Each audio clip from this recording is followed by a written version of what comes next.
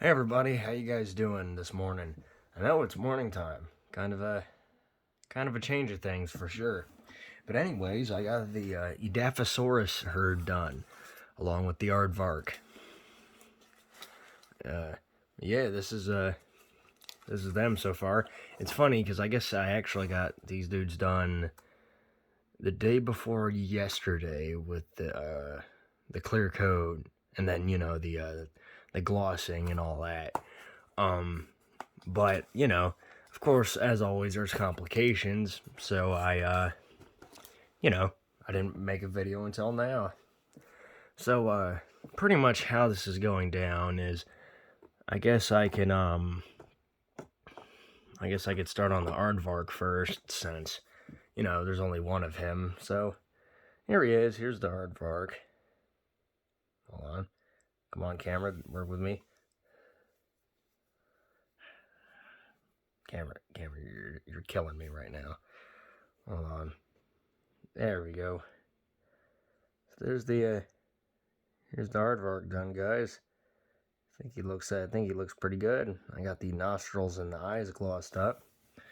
And the way I do that is super glue. You just a little dabble of super glue, makes things look nice and wet. And then for the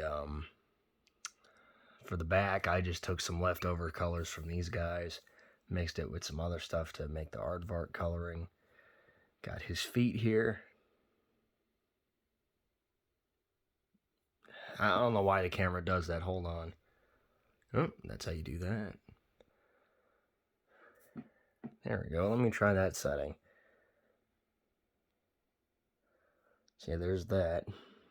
His little extra toe I added there. Got these the fur on the legs, which Aardvarks have. Some shading, make it look a little bit more realistic. We got the tail. Got the ears, which I'm glad they blend in a lot more than I thought they would have. Because as in the previous video, they were made out of caulk. So it's good to know that at least they look like they actually belong on there. And it's funny, this Ardvark has actually a decent backstory to him. You see, due to me having autism, I was in the autism program a long time ago. And when I was in the schools, there was this teacher called Miss West. And, she was probably the nicest teacher I ever had. She was the only teacher that comes to mind that actually cared about how you felt and all that. And I remember in school, whenever I guess I would do something that was really good or I'd listen well, I guess my parents went behind the scenes and bought these little animals, and she would give them to me, Miss West, as a reward. Yeah. Sadly, Miss West passed away in 2018 due to cancer. I still miss her to this day, and I wish I could have told her how much I appreciated her caring, unlike the rest of the teachers that I had that never really gave too much of a shit. Anyway, but yeah, that's where this Aardvark came from, and then I guess my younger self took the ears off of them for some reason later on in the future of the past, I guess. But now the present, now I fixed them up and gave them a nice repaint. So now when I see them, I could think of Miss West and how much of a great job she did. Real quality teacher. You don't really get too many of those nowadays. But anyways, beyond that, so I guess I'll start on the Edaphosauruses. I'll set the Aardvark to the side there.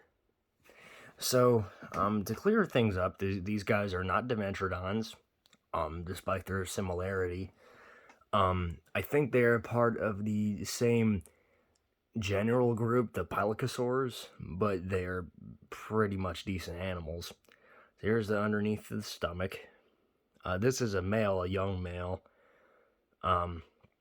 who's getting his first patches of coloring on a sail. Now, this is one of the differences between Dimetrodon and Edaphosaurus, is that Edaphosaurus here has these sort of protuberances on its sail, kind of like big spikes or knobs.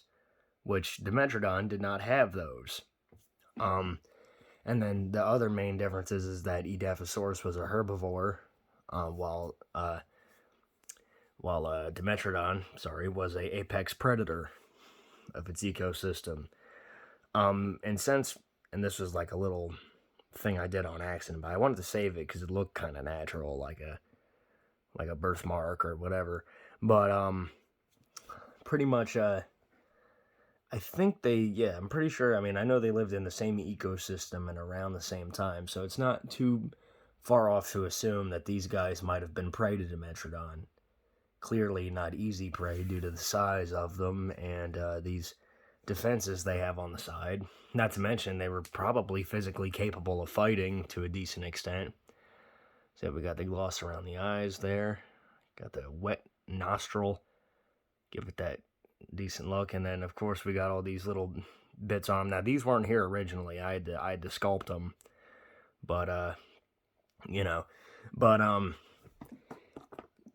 did actually give them a little bit of sexual dimorphism. So these two are males, and the ones in the back here are females. So I guess I'll give the females the look, or a look at first. They have a little bit of patterning on their tail. And I figure since males would be more flashy to show off the females, for the females I gave them just face markings because, make them stand out a little bit. Let me see if we can close in on that eye there. Man, the camera is just, hold on, there we go. So there's the eyeball. There we go. So there's one eye. Here's the other eye. And then, like I said, I gave the females kind of white facial markings, and then I gave them this patch of darkness on their sails. It's sort of like camouflage, it's I figure it would look a lot nicer, and it makes sense since the females would probably try to stay hidden more. And their the scoots here are a little bit smaller, still there for defense, but not as big. And then the other female pretty much looks the same, albeit maybe the eyes are a little bit bigger on this female. I know the one eye is a little inconsistent with the other. You got to forgive me on that. Hold on a second. There we go. Yeah, a little bit different, but they generally look the same, except this one got a little bit of a different pattern on its sail there. A little bit more of a extravagant showing, where it's like a little bit more diverse, just because I want to give them a little bit of dimorphism for each individual. Like this one is a slightly different color. Like if you guys wanted these things by themselves, you could, but they work really nice in a herd. So now, the guy I showed you first here is a adolescent male. And the sexual dimorphism between the two is not only the colors, but I have a boss, which this is called a boss. It's like a big keratinous bump on their head. And they got it on the sides, used for interest-specific combat and defense for predators, such as Dimetrodon. But yeah, he's kind of like, it's kind of like he's a new blood, he's getting to that age to where he can, to where he's gonna be ready to mate soon. He got a scar or two on the top of his boss, possibly from a predator attack. And yeah, got a little cut there. It's healing up. Nothing too major. I guess there's a little piece that I didn't brush up on. I was wondering where that was. You could say that that's a broken scoot though, or osteoderm. Either way, I'll probably touch that up later on. So just imagine that as like a darker color, or like the same color as everything else, and you get the idea. And now here is the main guy I spent the most time on, is the alpha male. Now, this alpha male is distinguished by the adolescent male as having a larger boss, a bigger dewlap, which is this thing, like the little flappy neck sack thing. It's a friggin' it's a neck sack. And his scoots are considerably bigger on here with them ranging in different sizes, but you know, that and he's covered with scars, both new and old, with the pinker ones being the old ones, obviously. Hold on. There we go. And then the new ones being these wet, glossy cuts that I made it look like that just via the same method as the eyeballs. And of course he got him here. I got him on the tail here, and he got a big one here, like he got cut deep there. And that's actually, and he got a little cut there. Honestly, it's a wonder if he'd even survive this one. It might get infected, but you never know. Animals are strong. They usually find a way. And then, you know, some little cuts around the neck. These were probably from Dimetrodon, especially like these big gashes, but he's still alive, so clearly he survived the encounter. He's an old veteran of his species, who survived a lot of encounters before with all these larger scars, and then of course the you know, the newer cuts. You never know. Them living in a herd. Clearly, this is his offspring. Might eventually get to the point to where this one will challenge him for dominance within the group, but either that or he'll split off and start a harem of his own, or a herd. Kind of varies.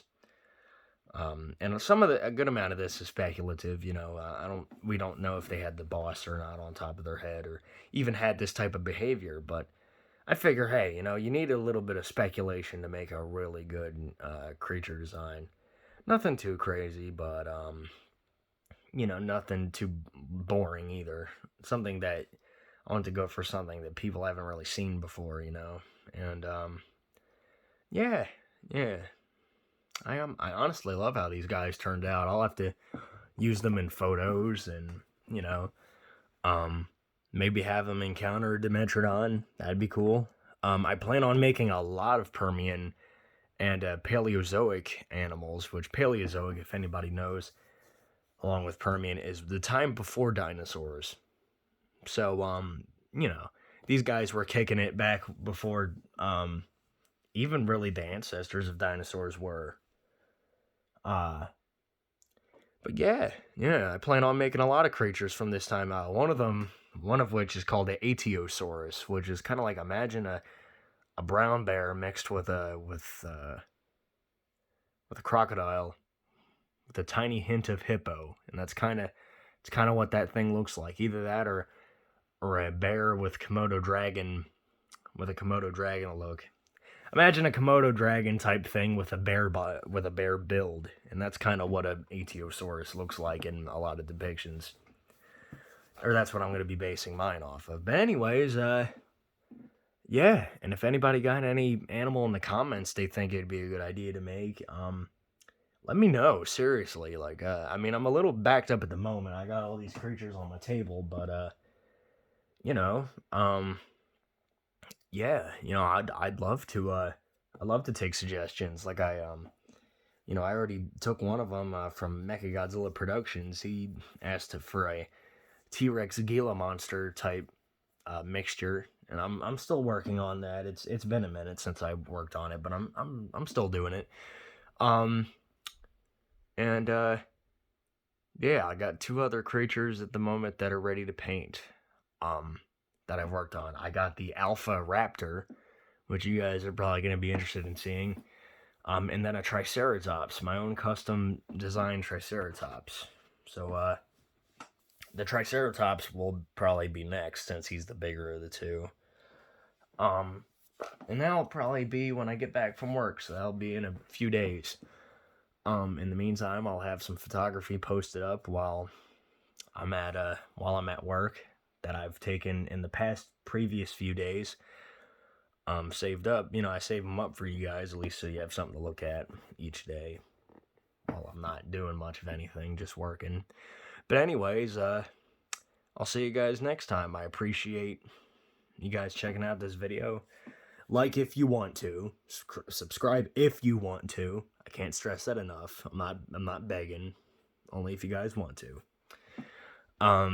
And I'll see you guys next time. Goodbye.